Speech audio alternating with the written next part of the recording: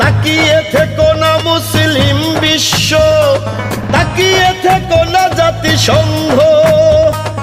ইসরাইলের এই অত্যাচারের বিশ্বদাত সবে মিলে ভাঙ্গ।